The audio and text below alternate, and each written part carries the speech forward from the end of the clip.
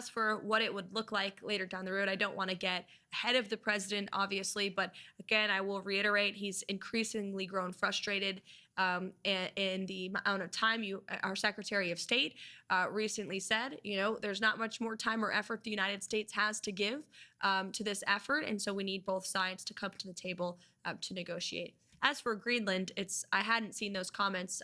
If true, I'm sure they are. Certainly an interesting strategy to cozy up to communist China.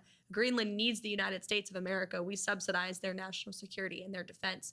And the president has rightfully pointed out the great strategic importance that Greenland serves for not just our national security and economic interests, but for our country and for the world as a whole. And we can't allow Chinese or Russian influence to continue to infiltrate places like Greenland or the Panama Canal, I may add. Into the back. Can you talk about the importance of a stock market all-time high, specifically in relation to the midterms? And it seems like a lot of folks, when Trump was elected, they thought that stock market goes up. He really cares about that. He uses it as a measurement of the economy. It's gone down, but it's still up, over the last 12 months or so. So how much of that is playing into some of the economic policy decisions?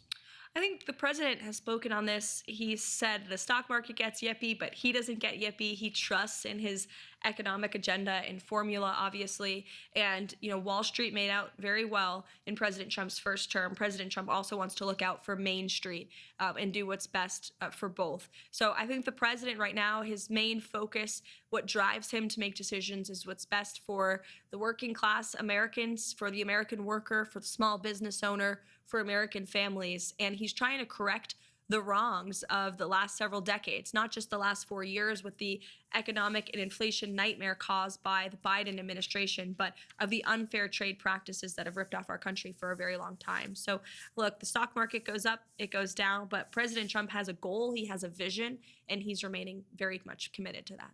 So thank you so much, everybody, for joining today. We're heading off to Michigan tonight for a big rally, so I am sure we'll see all of your amazing creative content on social media later. It's going to be a great speech, and maybe you'll get a Trump dance too. So thank you so much for coming today. It's a pleasure to have you here. Thank you.